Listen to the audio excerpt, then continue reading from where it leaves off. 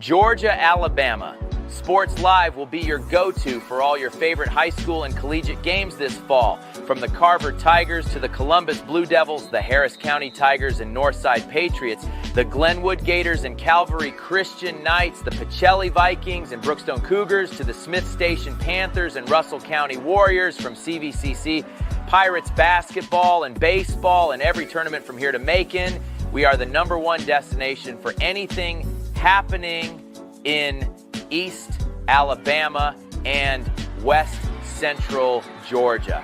Be sure to like and follow us on YouTube and Facebook, and stay tuned for even more amazing ways we will be bringing Georgia, Alabama Sports Live to you this upcoming season. We can't wait to come see you next.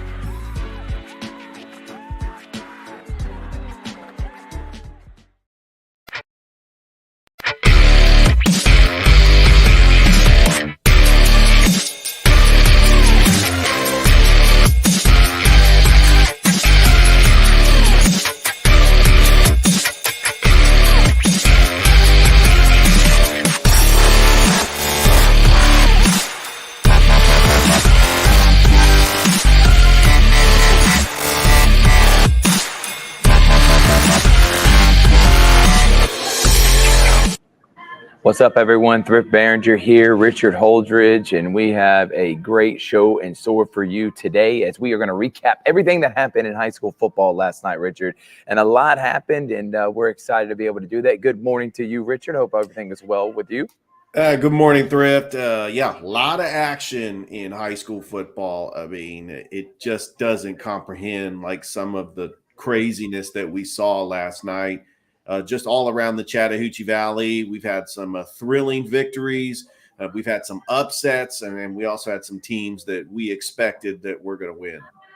Yeah, exactly right. And we're going to talk about all that and more. So thank y'all so much for tuning in here on this beautiful Saturday morning, as we're trying to get you ready for talking some high school football right before the college football day starts today. But Richard, let's go ahead and throw it up. And we're going to talk about the 3 games that were on Georgia, Alabama Sports Live on Friday. So if you want to throw up that graphic real quick, or if you have a score we can throw up at the bottom. We'll start first with the 7:30 game, Pacelli, as they took on Whitfield Academy out of the GHSA. Richard, Dave Plata was on the call with Rex Castillo. Great broadcast. Pacelli led 8-7 at halftime, and then they were up 15-7 in the third quarter, and then Whitfield just took over after that. They ended up winning 27-15. Pacelli was not able to move the football to score touchdowns later in the game, and they just kind of sputtered out. And I know Coach Jones, this is a debilitating loss. You wanted to win this. You had momentum. You're coming off a bye. You're 2-2. But in the end, they're not in the GIAA. They are not a region opponent. So it doesn't hurt you in that aspect. But obviously, you just won 2 straight. You beat FPD, who just got another big win as they move up in the rankings. And yet, you come up short against a good Whitfield team, 27-15. Yeah, the Wolfpack from Whitfield Academy is a very good team, a GHSA school out of Mableton in Class 1A. And, they are a very tough opponent. I mean, Pacelli has faced them before in the past, and it's been tough. And I thought that it was a back-and-forth game. It was very close. Pacelli was up 15-14, but they just couldn't find any offense going in that second half. I thought that Pacelli just needed to continue to stick with what was working. And I thought that the 3 tandem running back of DJ Colvin, Zion Mabry, and Jason Nelson. That's right. And I thought that they've done a great job. I like Thompson as a quarterback. Pacelli's got everything in front of him. They play Strong Rock next week, and then they will travel to Calvary to take on the Calvary Christian Knights in 2 weeks. I think that Pacelli's going to be right there in the mix. And then, of course, they're not getting too far ahead of themselves, but they do have the battle for the Brucelli Jug on October the 11th. I just wanted to throw that out there because that's kind of a big deal for Pacelli and Brookstone. Yeah, I completely agree with that, and can't wait for that game to come up here in a few weeks. They do have Strong Rock at home next week for homecoming. Maybe get them back to 500, and everything's still in place. If you're Pacelli, you're still in the top 7, the GIAA Maxwell rankings, but just to come up short at home against a good Whitfield team, Whitfield Academy team. I know Pacelli was. That is not the outcome that they wanted. Another game that we did last night that came down the wire was Jonesboro and Harris County, and this was an ugly game. You know, Harris County had a few turnovers, obviously the officiating and some penalties, and they just had a tough time moving the football in Jonesboro. They were up 14-3. Harris County got a field goal late in the third to make it 14-6, and then on the final drive of the game, they go all the way down and score a touchdown, and then they get a penalty.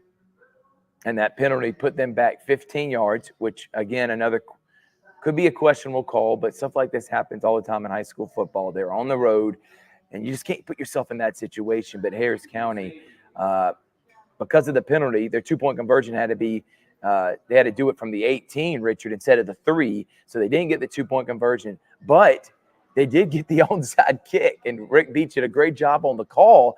And Jonesboro, literally the first play after that, gets a sack on Trotter Teasley. He fumbles it, and the game's over. So Harris County does not make history. They don't go to 5-0, and they lose their first region game of the season. This was their first region game they played. Tough loss against a decent Jonesboro team, not as good as years past. To lose 14-12 like that, it's heartbreaking for Harris County. Yeah, especially on the road playing a region opponent. Harris County made a lot of mistakes in this game. This was a game that they should have won. I thought that the defense kept them in this game, but I think that the turning point in the game was that Jonesboro was up 7-3. You know, Harris County did get that field goal. I mean, Harris County was moving the ball down the field. They just weren't converting into touchdowns. And that touchdown to end the half, to put Jonesboro up 14-3, was just a heartbreaker. And I thought that Harris County did a very good job just keeping them in the game with the defense. Bishop Adams, he was just a catalyst on that defense. And I thought that once Harris County was able to get the direct snap and get blockers in front, I thought Rian Ogletree had some pretty good runs.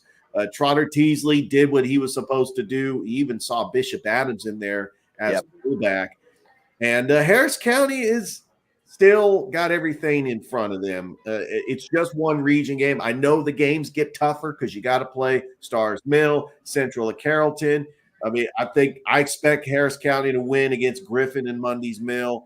But if you look at this region, you know, every region game matters. Jonesboro is a decent team. They were coming into this game 2-2. And then Harris County's just got to regroup, get ready for their big showdown at Danny Durham Field next week, taking on their long rival, the Northside Patriots. Yep, great job. Can't wait to be there for next week. And now with both teams with one loss, but Harris County has a loss in the region. They need to win this one big. So this game is still probably the top game in our area next week, and I look forward to being out there with Rick Beach. It will be Harris County's first home game in 3 weeks. They had a bye and 2 road games these last couple of weeks. All right, and the other game that we did, which was a shootout, Glenwood put up 34 points in that first half. It was 34-24. Mike Peacock was on the call. They did just an incredible game, and then they just dominated that second half. The offense was on fire. Guys like Simpson and Brown, they were elite at the running back position. Levi Pender was efficient, throwing the ball over the field. Gators defense, though, gave up a lot of points. Beulah their passing game was off the charts and had many explosive plays, but Glenwood was just too much. It put 62 points on the board, man. And I'm so excited to see what this team was able to do. I did want to make mention real quick, Richard, in the game, Mike Peacock accidentally made a mistake and was actually called Markel Robinson, who probably was the defensive player of the game for the Glenwood Gators, number 47. He was all over the field. He had many tackles. He played his tail off. Mike had a little bit of confusion and actually called him Carter Judah a couple times on accident. We apologize for that. Again, us announcers, we make mistakes, Richard. I know I've done it plenty of times. I've called someone the wrong name almost the majority of the game, And a lot has to do with the rosters that we get. They're not always on point. So it makes us question ourselves. And then he just got confused, but he apologizes. We apologize to Markel Robinson's family. We know he did an awesome job. He was by far the defensive player of the game, and proud of what he was able to do, and did in a great effort. But Glenwood winning this 62-38. Great win for the Gators. 5-0, Richard. Well, I'm actually stunned. I mean, they put up 62 points against a very good Beulah team that actually played a very close game against Lee Scott the week before, lost 24-7. And I thought that Beulah actually had a very good game plan. They do take the lead on a field goal, 10-7. It was a back and forth game in that first half, but Glenwood, knowing they're going to get the football to start the second half, they just played aggressive.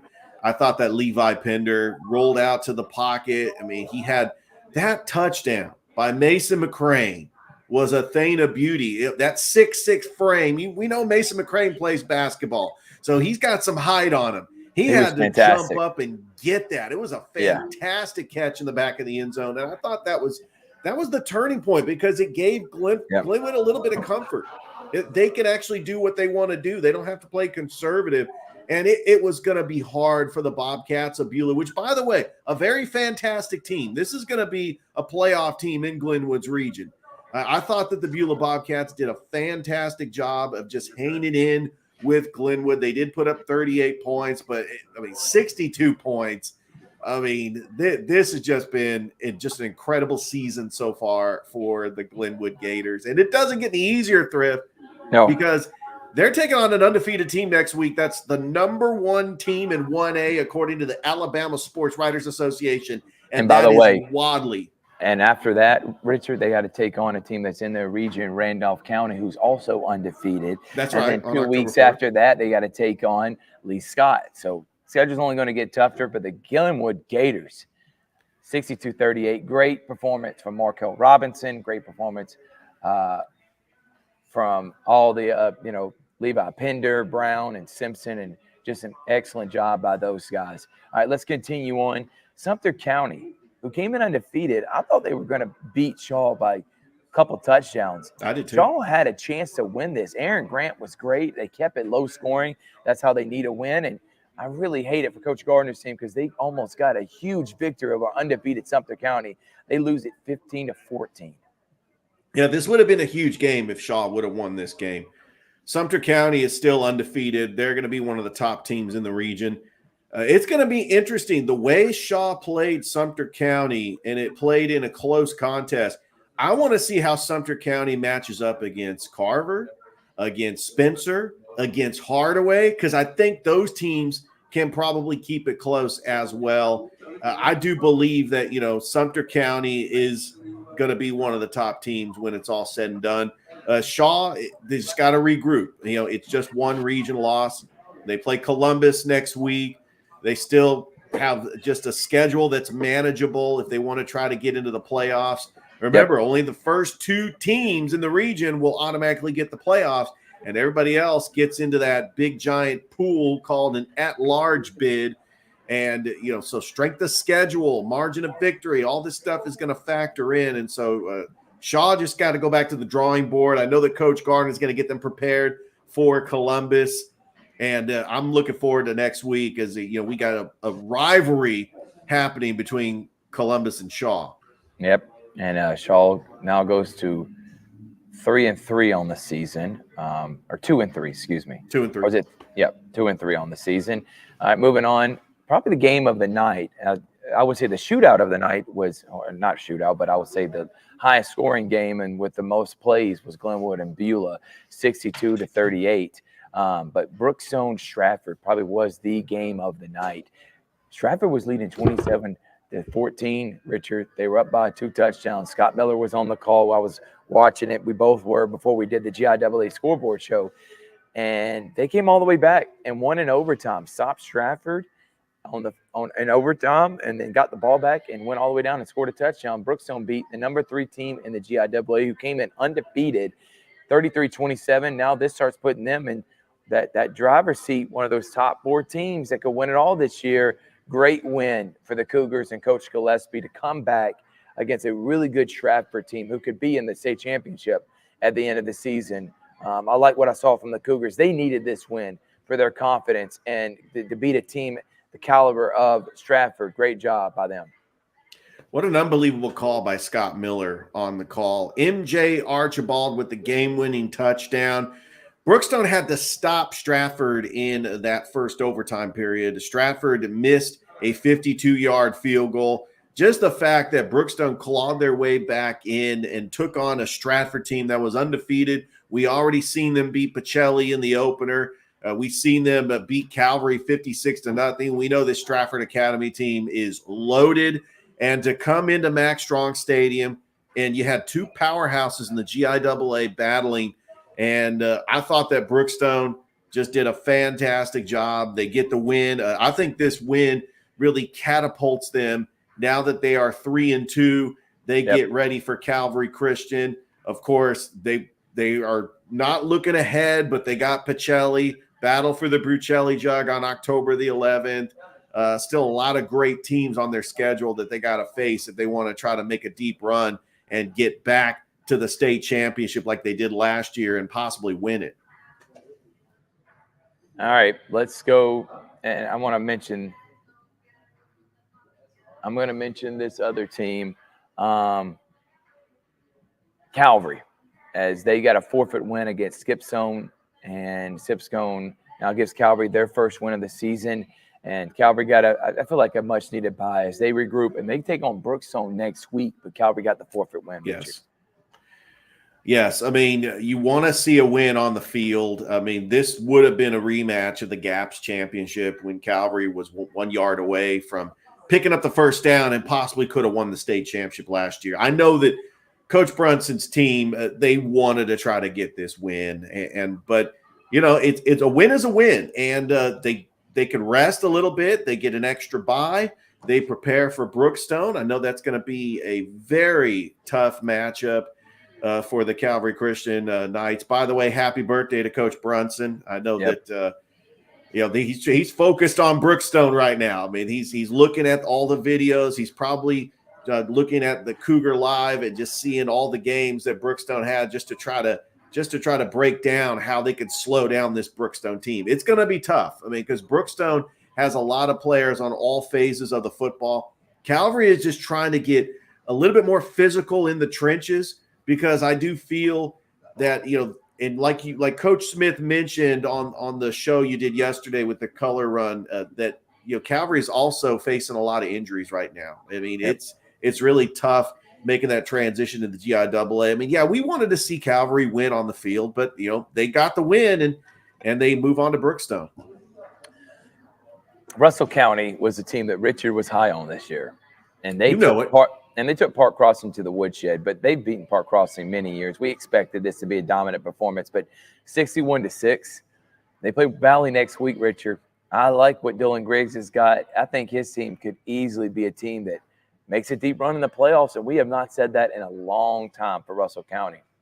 Bryson Riggins was obviously phenomenal, and he's shown why he's one of the best young, talented quarterbacks in our area. Great job by Russell County. I just want to clear up some confusion, because I don't know exactly when was the last time Russell County made the playoffs. It's been decades. But when they went 6-4 in 2021, they did not make the playoffs. They were in a tough region where Eufaula ended up grabbing that final spot. I mean, they were in a region with Robert E. Lee, now Percy Julian, Carvin Montgomery.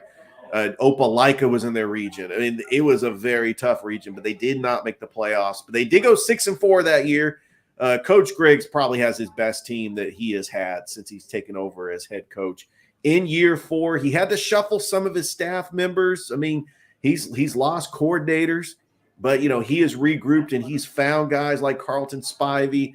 They also have several other players. One player played in the NFL. I can't remember his name, but Russell County, it's not just Bryson Riggins.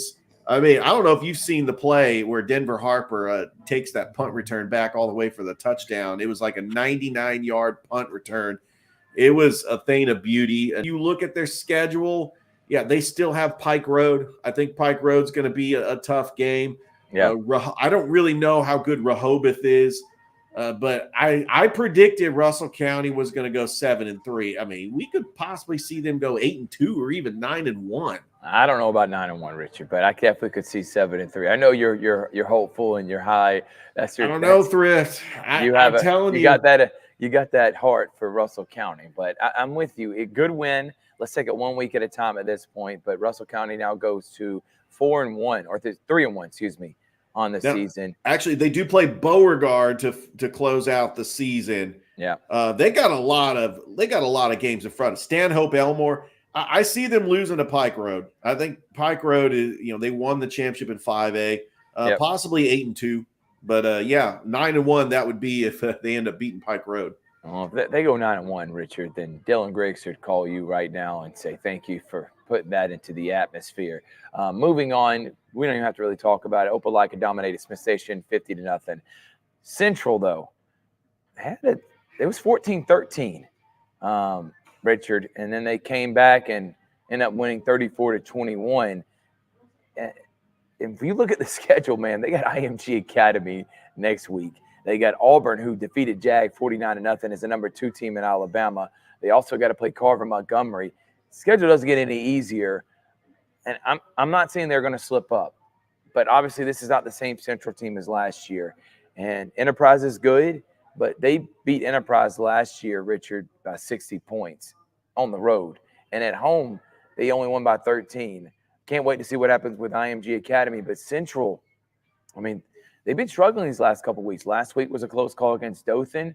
I'm wondering if one of these games, maybe IMG Academy is like a wake-up call. They lose this game, doesn't matter, doesn't hurt them in the state rankings because this is a national team from Florida. And then Central can, get back on the right track, beat Auburn, beat Carver, finish 9-1. But right now, they're playing with fire, as the old saying goes. They do beat Enterprise 34-21. Well, Thrift, I can't wait for IMG Academy. I remember watching that game on ESPNU at the time, and IMG comes into Central. I know you were there because you had media credentials. They were beatings. TJ Parker had a big touchdown, and they went up 7-0. Yep. And they were beating them in the first half, but then it was just the depth. Look, IMG is practically all their team is 4- and 5-star players. I mean, Central does have Andrew Alford. He's now 4-star quarterback. Dalen Upshaw, he's a 4-star receiver. I mean, they got some 4-star players on the defense. This is going to be a good showcase. And really, Central is starting to become a national brand, and it's really putting our area on the map. To get to see them on ESPN is just something that's really cool.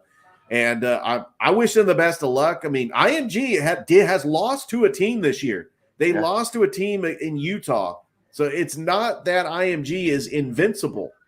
I mean, but, we all remember IMG, though. I mean, they're IMG, Richard. They are IMG. I was looking at just that as a program down in Bradenton, Florida. I mean, when you want, if you're like a eager parent that wants to send your kid to the best, they have like the best facilities. By the way, it is expensive. A lot of players that are not from Florida go down to Florida and they go to IMG Academy, and they just have top-notch facilities. But sometimes it doesn't always equal wins and losses on the field. And remember, IMG Academy are not in the Florida High School Association. They don't play for a state championship in Florida. Absolutely they are a not. Showcase team that goes out to play a Bishop Gorman, a St. Francis. Because you're recruiting, and you can't be recruiting. So obviously, I can't wait to see Central and IMG Academy. It should be a lot of fun. Some other games of note: Randolph County beat Lee Scott. That was Randolph shocking. County beat Glenwood. That's coming up in a few weeks. But they not only beat Lee Scott, they dominated Lee Scott. Auburn dominated Jag. We expected that.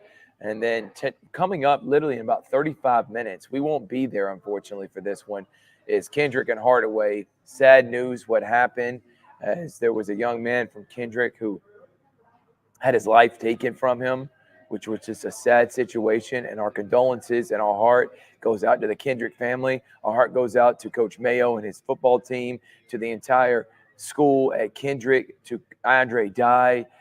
So they moved the game, what was yesterday, to today. We are cheering on for both teams. I hope it's a great game, great atmosphere. Please go out to Kinnett Stadium, show support for these young men. Just a tough last couple of days for Kendrick High School. I do think Hardaway wins this, but I'm cheering for both teams right now, Richard. Yeah, I'm cheering for both teams too. I think that both teams have got just great football coaches. Coach Mayo for Kendrick, Coach McKenzie for Hardaway. Both teams are 1-3. I mean, they know how important this game is. It would mean a region win, and they could get on track to try to look at their season. And I don't think that Kendrick's season is slipping away from them. I just know that I was so high on Kendrick after that first week after beating the Walker School 38-0. But they've had a lot of tough opponents. And I think that this is going to be just, Tymair Brown, a good running back for Kendrick. I mean, he's already got 6 touchdowns on the season. It's a good opportunity to showcase Bobby Gary, who continues to improve as a quarterback under Coach McKenzie's system. And we've had a chance to see Hardaway a couple times on Georgia Alabama Sports Live. Same with Kendrick. This is one of those games. Yeah, I wish I was there. Unfortunately, I'm not even in the state.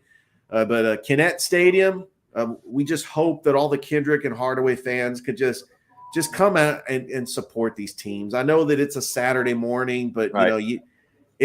I know that they wanted to play, but because of the circumstances, there was absolutely no way they could play that game last night at Otis Spencer. So let's go out and support the Kendrick and Hardaway family and just see a good football game. All right, Richard, you can take off that graphic. Here's the week 6 football recap. Tomorrow we got CB Hoops Prep and Practice Fall League. Make sure to tune in. High-level basketball. We're going to be doing the games at 4, 5, and 6. So 3 basketball games you can catch on Georgia Alabama Sports Live. I'll be on the call there, Richard. We also will have later tomorrow night. Normally we just do we try to split up. Some weeks we've done a morning recap show, and then we do the preview and ratings. We drop our ratings on Sunday. But in the last couple of weeks, we just did it all in one. Well, this week, obviously, you see this morning, we're doing a recap part. So tomorrow night, you're going to need to tune in. We got our ratings. We're dropping them for this week. We got some movers and some shakers. Are we ready to put Glenwood in the top 3? I don't know. They've been looking really good, Richard, and they play in a tough classification. I don't know if I'm ready to do that yet, but are we ready to move them into the top 4? We're going to find out. You're going to find out. I promise you. Tune in tomorrow. And then we're going to preview this upcoming week, Richard. Got a bunch of stuff happening. So looking forward to doing that. Real quick on recapping everything else that's happened in sports on Georgia Alabama Sports Live this past week. We had number 1 versus number 2 in softball. Harris County beat Northside a few weeks ago at Harris County. This time, Coach Carasore's team, led by Abby Lovell, they beat Harris County by 4 runs. They're going to be now tops in the region. They move back to number 1. Great win for Coach Carasore, and I expect both these teams to be playing for either the semifinal or state championship in a couple weeks, but big-time win for Coach Carasore's Northside Patriots program. And we got that game on Thursday on Georgia Alabama Sports Live. Yeah, Rick Beach from Kutsu Sports did a fantastic job. Another big game. These 2 softball teams are the 2 biggest softball teams in the state, and I can't wait to see them down at the South Commons Softball Complex. Yeah, me either, Richard. Should be a lot of fun. And then also, we did some volleyball this week, Richard, and we did Pacelli volleyball as Pacelli took on Shaw. And Pacelli is the number 1 ranked team in the GIAA. They're ranked number 6 in the entire state, Richard. And they're right now 27-2. They got one more try match next Thursday. We're going to be doing playoff games for Pacelli women's volleyball all the way up to the state championship. I expect them to bring home the hardware this year. You've caught a couple of Pacelli games too, man. They're elite. Sophia Salito. You also got Shannon Menifee, Caroline Hilton. I mean, these girls are elite, and they have dominated everyone that's been put in front of them. 27-2, Richard. That's an incredible mark. Obviously, this is the best team in Pacelli history.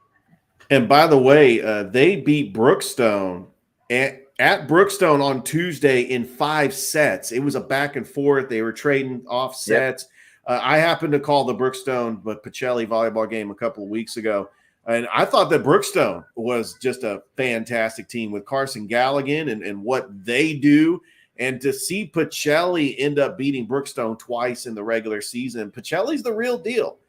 they've got to be the favorites to win a state championship, which, by the way, October 12th through the 14th, up at the Heritage School in Noonan. That is where the GIAA volleyball state championships are going to be held. Well, can't wait. And you may hear my or Richard voice for that coming up. Possibly. We start to become the voices of the GIAA.TV. And I appreciate Stan Whitlock allowing the opportunity to be able to do that. Hardaway also lost to Columbus in softball. Columbus softball, does get the recognition Northside does, but I think they're going to make the playoffs this year, Richard. If you pull up their standings right now, which I will do right now, I think they're going to make the playoffs this year, Richard. So, I've liked what I saw. You actually were able to interview the coach, Richard. So talk about that on the Muskogee County Coaches Show this past week. Yeah, it was a good interview. It was right before their big showdown with Shaw, which is the number 2 team in the region. Yeah, Columbus is 8-0 and first in the region, Richard. Yeah, they beat Shaw on Thursday 4-1. I mean, right now they're in a tournament down at Marion County, taking on Lee County.